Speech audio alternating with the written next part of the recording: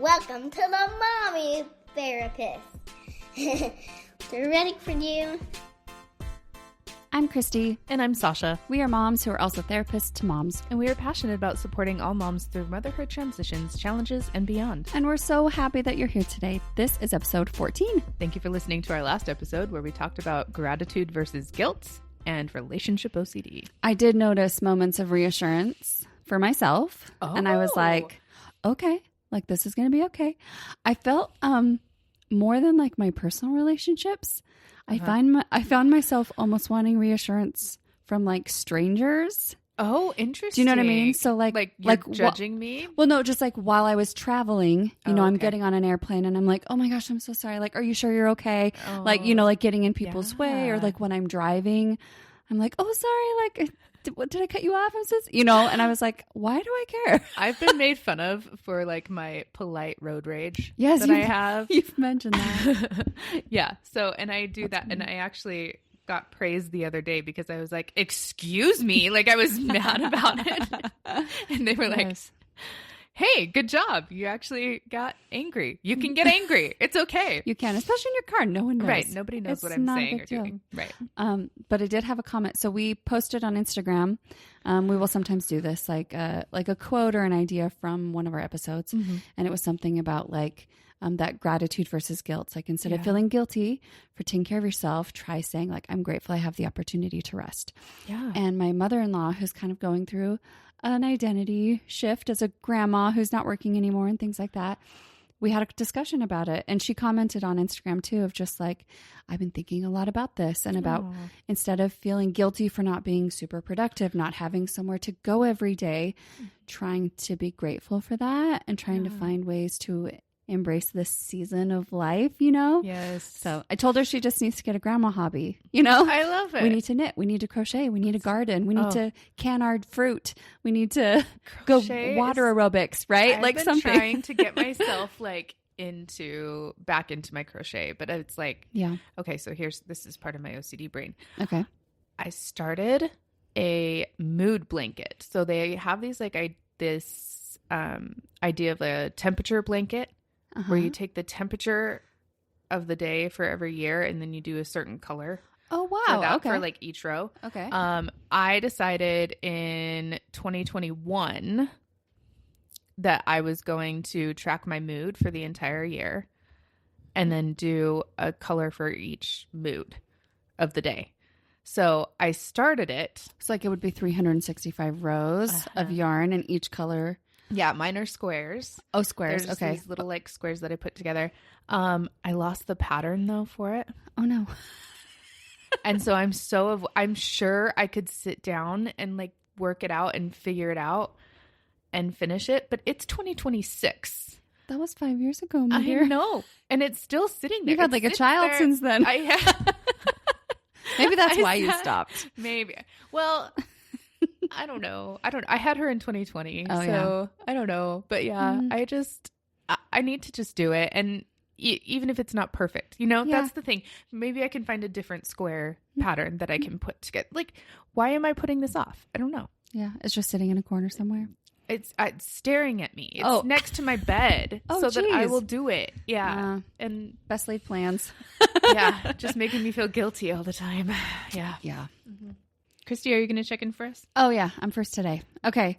So mentally, I am thinking about all the activities we have going on this weekend. There's a whole bunch, like choir concerts and tumbling, and we had orientation for my son yesterday for 6th grade for middle school. Ooh. And so last night I sat down with him and we went through the catalog of his electives, because this week or next week he's going to have to fill out and rank the electives he wants next year, which is so fun and excited. 6th grade is middle school for him. Yeah. Okay. Yeah. So he's in a charter school that is K through 8, and then K through 5 is primary school, and then 6, 7, 8 is middle school. Okay. And then our high schools are 9 to 12 here. Okay. So we sat down and went through the electives and read through all of the descriptions, and he kind of ranked them out like tier 1, tier 2, tier 3 of what's most important to him. And it's just like, oh, he's grown up. That's so weird. And also, how can I force my kid to want to play the guitar? He doesn't want to, but I'm like, it's so cool. But it's so fun. Yeah. Oh, wow. He's more into computer and coding and video games and sports and visual arts, though. He really likes to draw. So he was like, oh, cool. And then in 7th and 8th grade, he'll have the option to do creative writing, which he also does some of that. So that's kind of exciting to see some of his like little interests. I had to into kind of places. force P to do the creative writing Yeah. course because she is writing something, but she's like, I don't need to be taught how to do it. I'm already doing it. And I'm like, let's talk about Let's give that. you some tools, let's right? think about that. So I had to kind of push that on her. But Yeah. I've been thinking a lot about the end of school too, because it's coming up. Like we're only like 6 weeks out. It's wild. Yeah. And so now I have to think about We like summer. already have summer plans. Yeah, so. I have to get Jay enrolled for kindergarten. Wow. I have to that's on my to-do list now. Yep. And Big deal. and then Kay is going into middle school next year. So actually, Yeah, I don't know hadn't. if It I've wasn't seen on any my of that. radar until they were like, "There's an orientation this week." Yeah. and we're going to be doing electives in the next week. And I was like, "Oh my gosh, here we go! Ready or I not?" cried. I totally cried. Emotionally, I'm feeling kind of tender. Yeah. Just like with my kids growing up, but also some stuff that happened this past week, just helping my brother and my sister-in-law with their baby. I'm dying to hear. I'm feeling like Yeah, no, it's just tender to kind of go back into that space as a support person, and you have a little bit of knowledge and a lot of experience, and I don't know, it like throws you back to those times of holding this little girl. Made me think of when I was holding my little girl, and like the little babies don't look terribly different. No, they don't. And so I could see my own little girl in her face, and it was just so sweet, like feeling all of those new auntie feelings that are stemming from like those new mom feelings. And it was both good, but then also tender because of the things we talked about on episode 10 of reliving some of my own postpartum moments as I'm watching them figure it out and being there to kind of witness things. I'm having some like warm parts coming up right now. Like I feel very much warm in my chest area, my heart region. Yeah. So I'm just kind of tender because of that.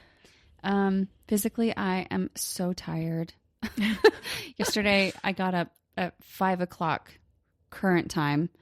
So, because I was out in Oklahoma, so 6 o'clock Oklahoma time to get ready and get up and catch my plane and fly home. And then I was able to like shower and eat before I came to work. And then I went to get my kids.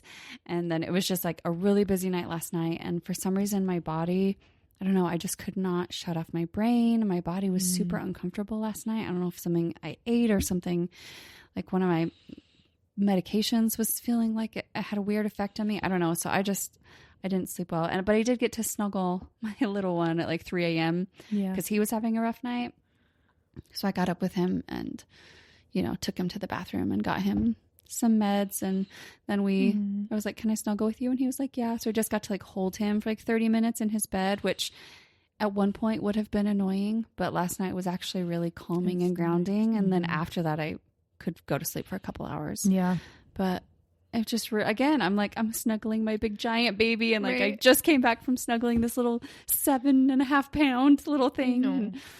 It's funny that you bring that up because my lightning round today is going to be about that. Kind of similar. Yeah. Okay, so good. I love it. Yeah. So I'm just really tired and I've got coffee and protein and fiber here to support me through the day. And hopefully I make it. Fingers crossed. Fingers crossed. You will make it. I will make it. Or you can take time for yourself. You can do both. I did this morning. I was like, I wish I could take a sick day. And my husband's like, can you? And I was like, nope, it's not worth it. This is something I need to just push through. Right. Yeah. Sometimes it's helpful to like, I always feel like as soon as I'm in front of my client, I'm like, okay, I'm here. It's good. actually helpful. Yeah. And then socially, obviously I spent 5 days with my younger brother and his wife, and it was so great. I kind of feel like our relationships like leveled up. Yeah. Like witnessing them as new parents, seeing my little brother. I think with our siblings, I don't know if it's like this for you, but it almost feels like there's a point in time where they just stop aging. So it's like, I will always be 20 and he will always be 15, you know, and like my older brother will always be this. And so as we go on, it's like, yeah, but you're still like just like a teenager. But seeing him, like he's in his late 30s. To be an adult. Yeah. And he's successful in his work and he's a pro golfer. And now he's like just seeing him take care of his home and take care of his wife and take care of his baby. And, you know, he made these amazing steaks one night and I was just like, you're all grown up. You're an adult. Something about just being in his space for a few days just made me really love and appreciate him on a different level. And then I totally, you know, bonded and connected with my sister-in-law over just that vulnerable time of new babies and being able to support her. So that was really, really great. Mom. Yeah. Love it. And then for self-care, while I was in Oklahoma, I let myself sleep. I told them I was like, I will help all day and all evening. And then as soon as I went to bed, I made sure I got at least 8 to 9 hours of sleep and I slept in and it was so amazing. And then when I was like on the plane and in the airport, I just let myself watch shows and have snacks. And I was just like reveled in the time where I was like, no one else needs me right now. Right. And this is great. That is the part that feels that's actually what I asked for on Monday. I was like, I need to not be needed by anybody right now. No one needs me time is different than alone time. Yes. Like alone time, yes, you're alone, but like literally passing things off to say no one needs me. It's not that they're all just banging at the door as soon as I'm available. It's like, take care of yourselves, figure it out. You're okay. Yeah. So that was wonderful self-care. I love it. How about you? Check in with us. So mentally, I don't really know where my mind is right now. Maybe it's just sort of on like the day and like what is to come and the schedule and all of that. I think I'm actually thinking more about the end of the school year now and summer plans because of this conversation. And I was talking to P about it this morning too. I don't know why so maybe that is what's on my mind. I don't know. But I just think about things in passing and then move on and do what I need to do. Emotionally, I'm feeling, I want to say content. And I think we accept that as an emotion word in group. So I feel like I feel content right now. Good. I feel secure right now financially. I feel secure in my relationships with my kids and my husband and my friends, and that feels nice.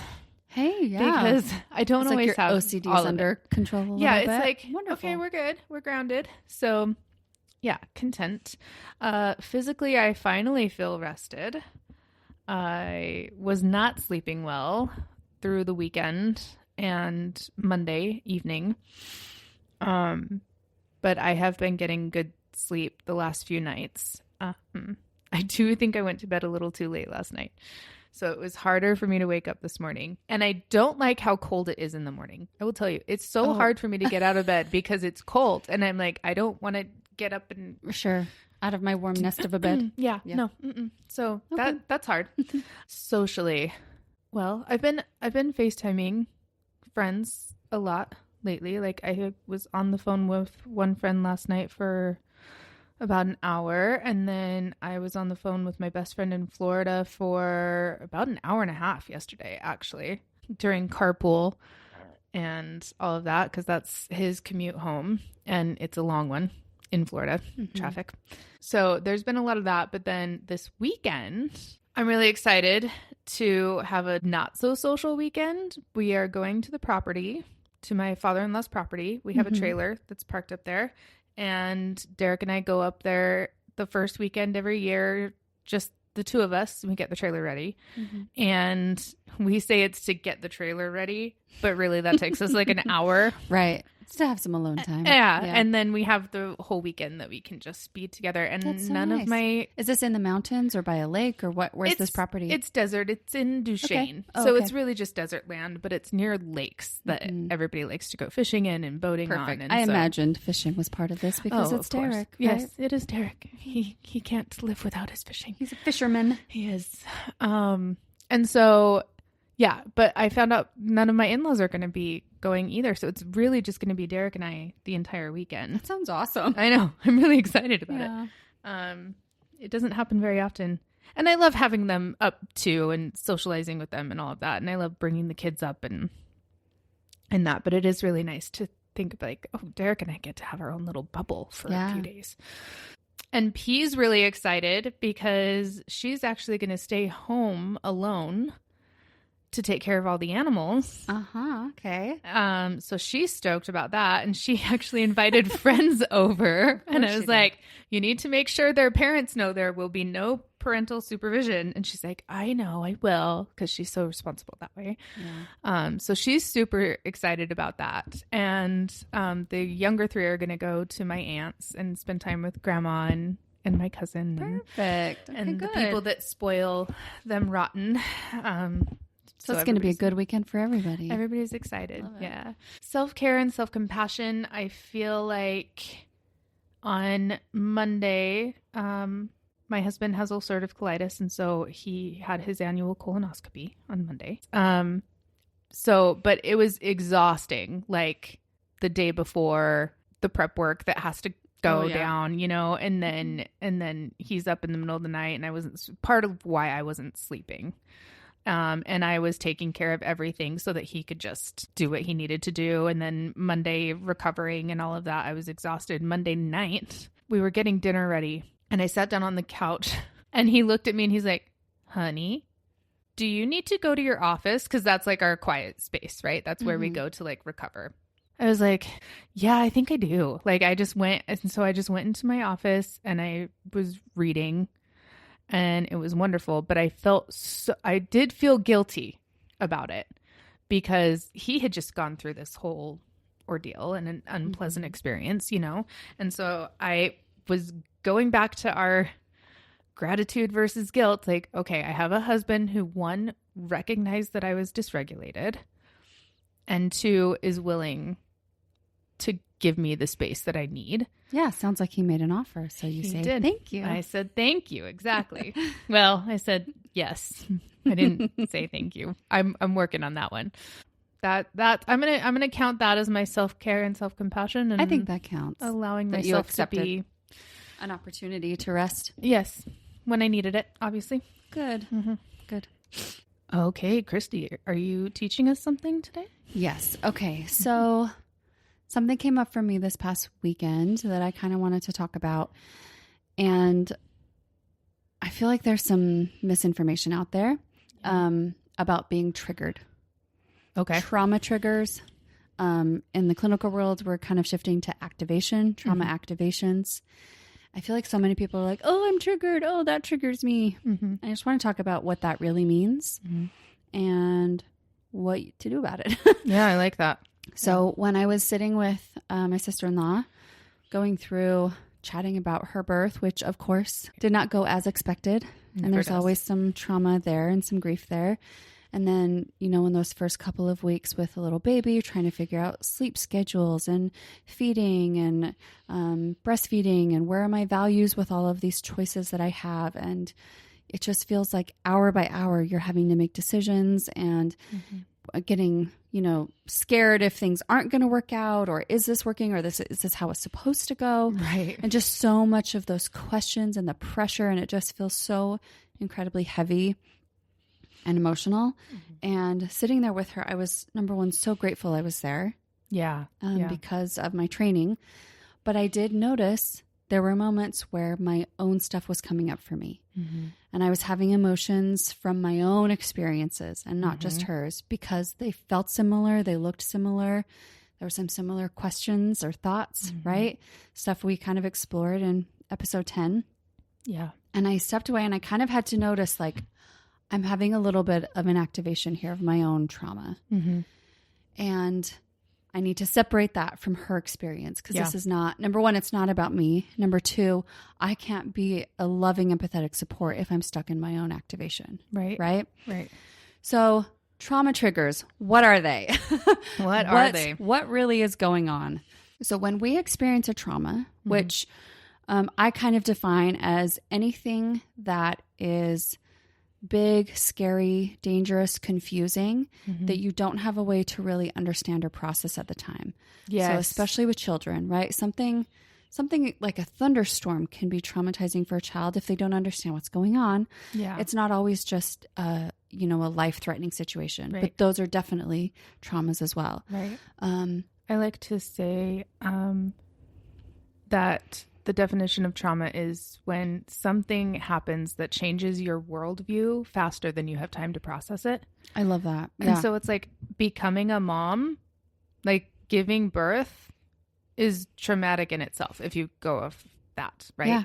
And the pandemic as well Absolutely. was like right. that. So we were just all traumatized for Right. that, right?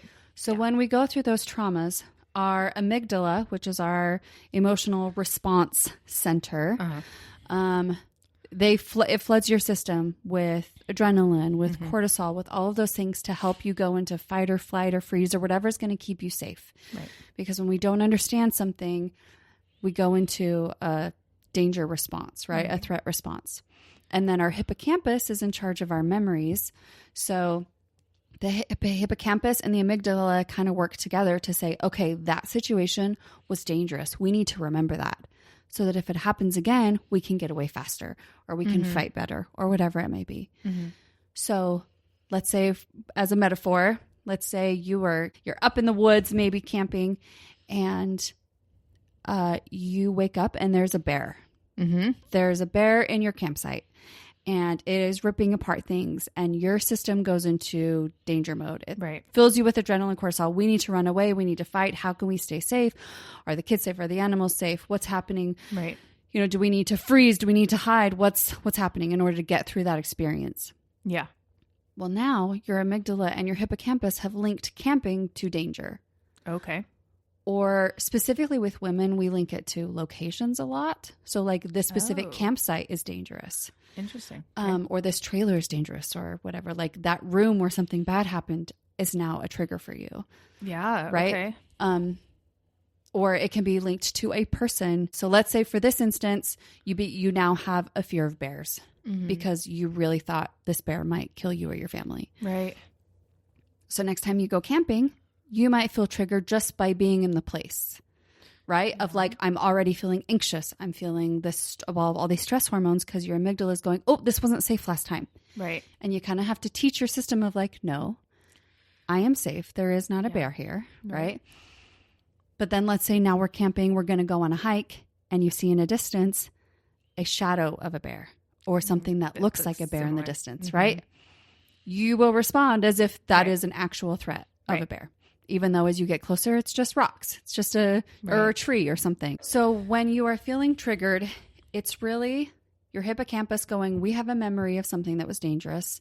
And your amygdala going, oh, let's react to that as if it were in the present.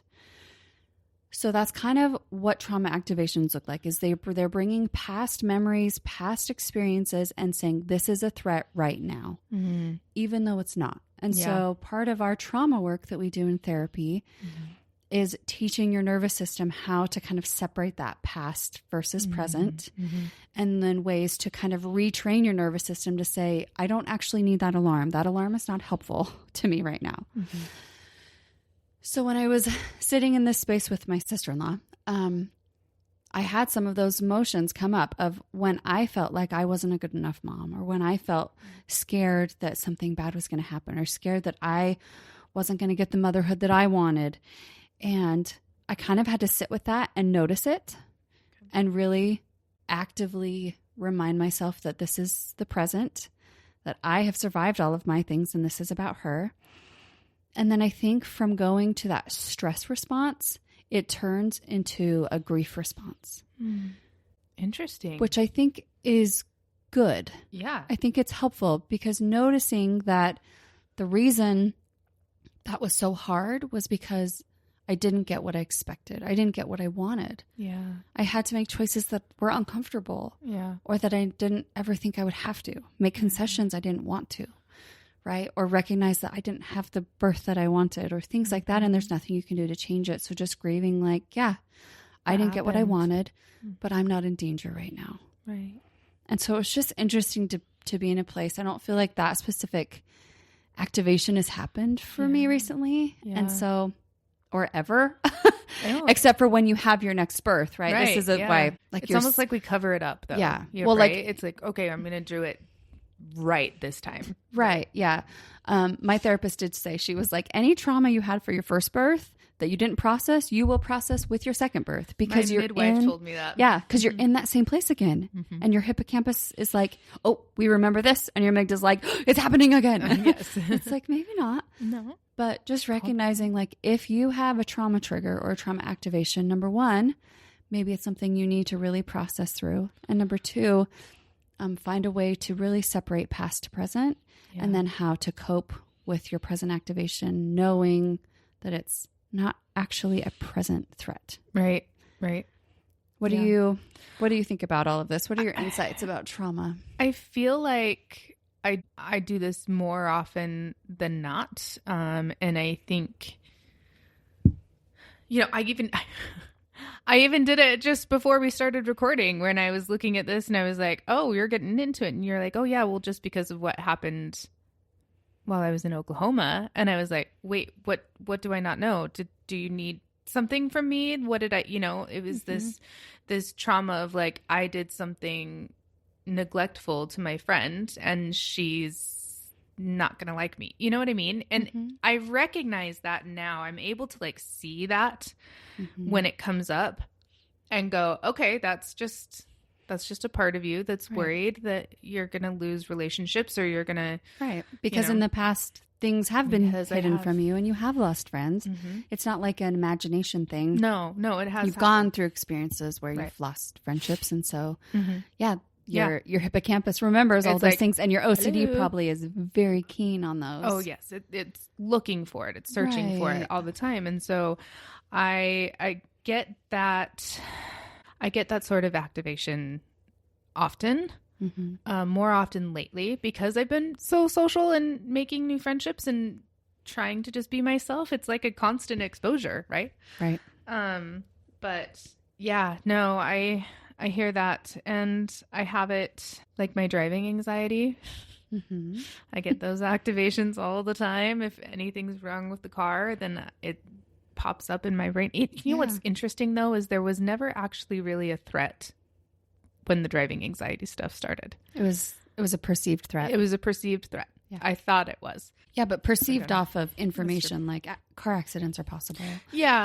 Like being stranded is possible, being harmed is possible. Yeah, that's true. Yeah. Okay. But just like noticing triggers or activations that come up with your current partner that aren't actually about them, that's not on them to change. That's not on them to say, you're never allowed to say this word, or we're never allowed to go to that restaurant.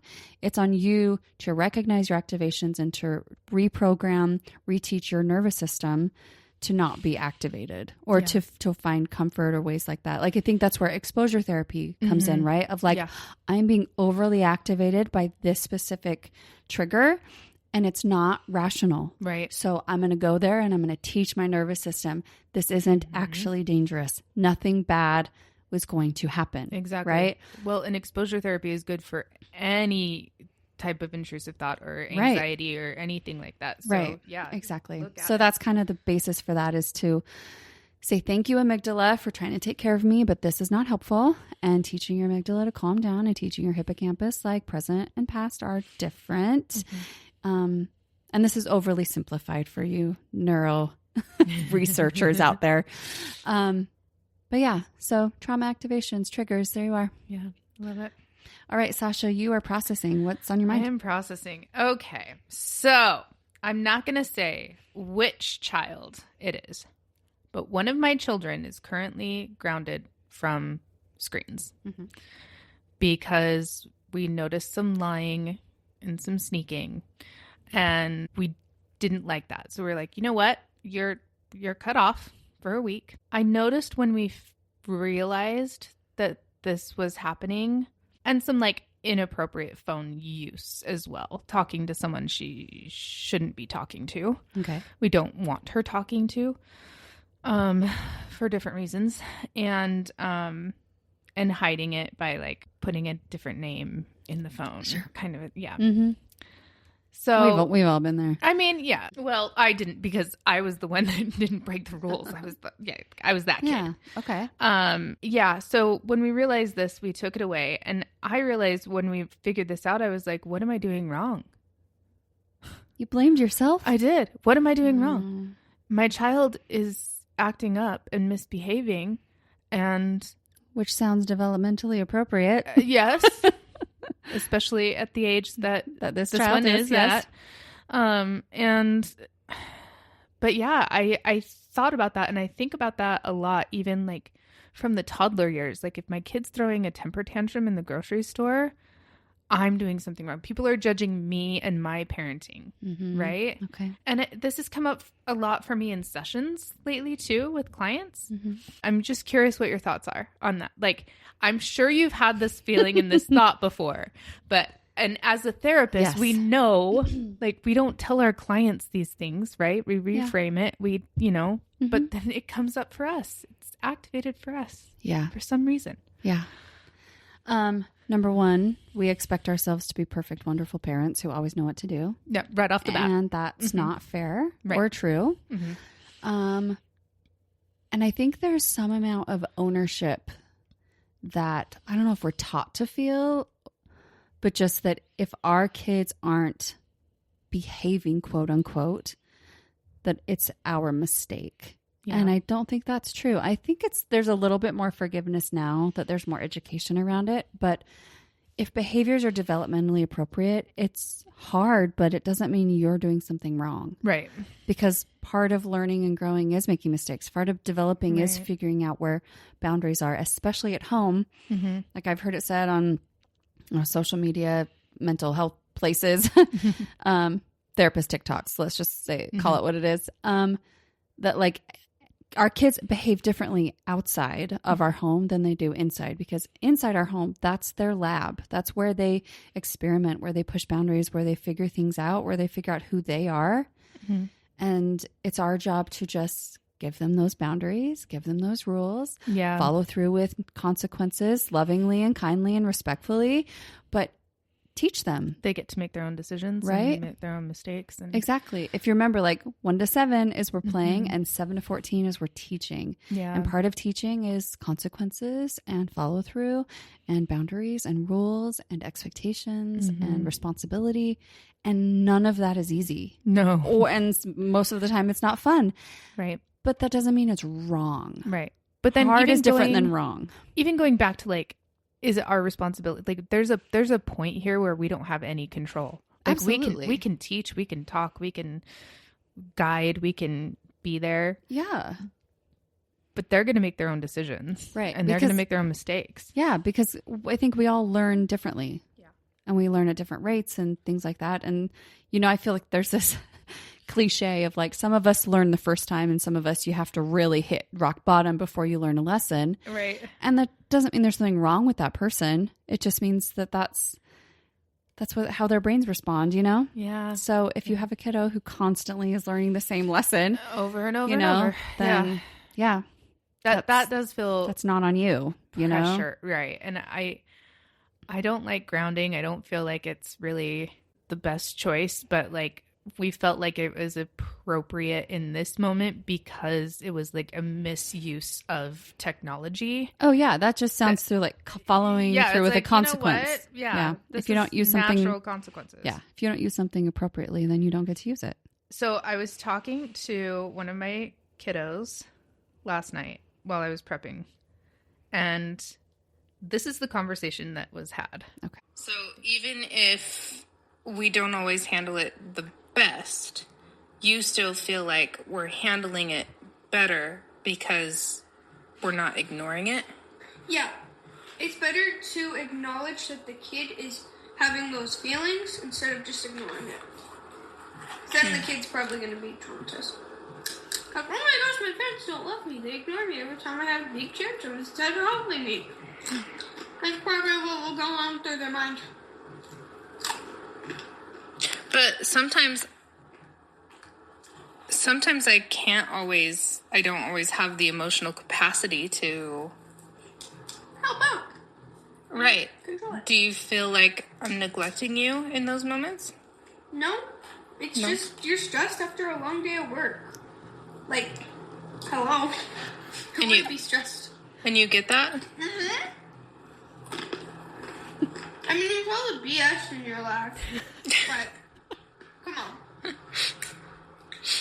you Okay. have 4 freaking kids and a husband. I don't know how you do it. I'm in a friend group full of guys. That keeps on growing. I don't know how I handle it most of the time. You guys are the best friends. Anyway. But, okay. All right. I love that so much. That insight was so cool to me. To like, if you just ignore it, then we're gonna feel like you're neglecting us.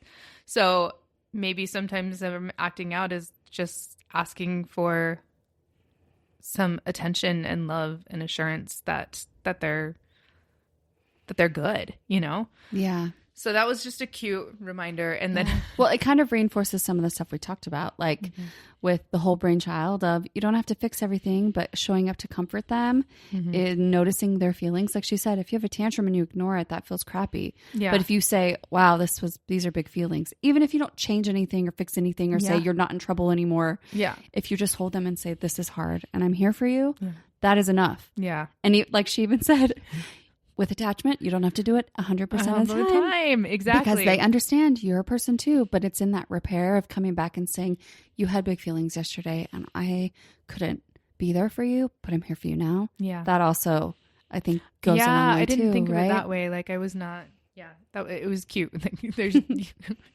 you're just stressed from a long day at work. You and got have 4 4 kids and a husband. I don't know how you do it. Exactly. It was adorable. And her popcorn eating in the middle of it is like, she's like, That's so I know. perfect. It is what it is. But Yep. yeah. Love it. Okay, for the affirmation today, it is, Oh gosh. I can do hard things when I have support. Oh yeah. And I'm saying this because of my experience in Oklahoma, but also just in general of there's this idea of like, I can do hard things. I see this everywhere. I can do hard things. And I feel like it just gives you that, yes, like confidence of like, okay, I've got this. Like I've done every day, but I also feel like it's like pressure of I'm not allowed to say I can't do it Yeah. or to say this is too hard for me. Mhm. So I added that little caveat of I can do hard things when I have support. When I have information, when I have another person to lean on, you know, sitting with my sister-in-law, chatting about, you know, new babies and feeding schedules and sleep and growth and all of the things. You know, my question to her was, you're not supposed to do this alone.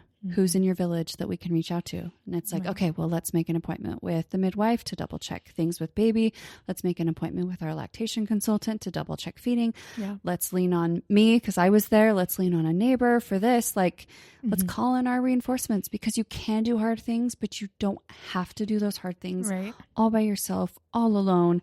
That's just not reasonable. So you can do hard things. And if you feel like you can't do it, it means you need more support. You need help. Yeah.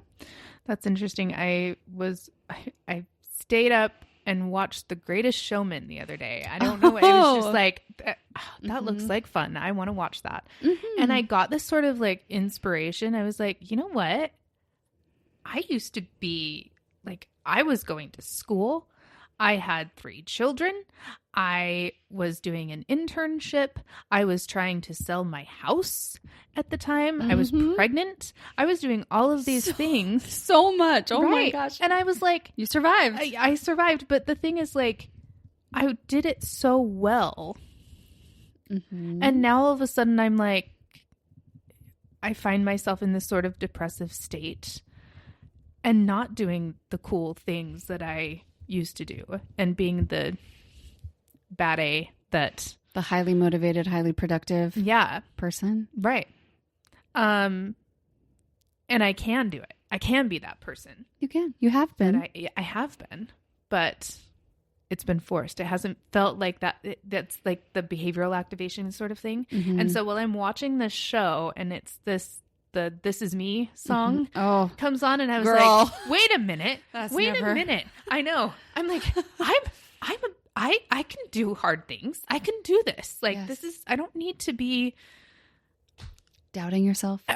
doubting myself or anything other than myself for everybody else, which obviously my daughter noticed. Yeah. Right. And understands. Yes. Mm-hmm. So yeah, it was Yeah. this kind of cool epiphany moment. So I love that. I can do hard things when I have support. Yeah. It's beautiful. Love it. What's our lightning round today? Okay. So this came up. So as I was prepping for this and I had this recording with my daughter, I asked, okay, what's something that mom does that makes it easier for me to be a mom? And she was like, this. She's like, you had a moment and you decided that you wanted to just talk to me. So you just took these spontaneous moments where you had the energy to sit down and talk with me, and I'm loving it. And she's like, I'm going to feel better later because we sat and talked. And I realized, like, I don't always have that time. Mm-hmm. But when I do, and I feel like I can do it, like I'm getting ready for the podcast, right? This is not paid work. Right. It's fun work. It's a hobby. But I was willing to sit down and include her in that. Mm-hmm. And I think it made her feel special. So my lightning round is, again, another different kind of tip. And maybe it's just a tip for older kids, but take the spontaneous moments when you're like, oh, hey, the kids are good. I'm good. I don't have to start dinner for a few minutes.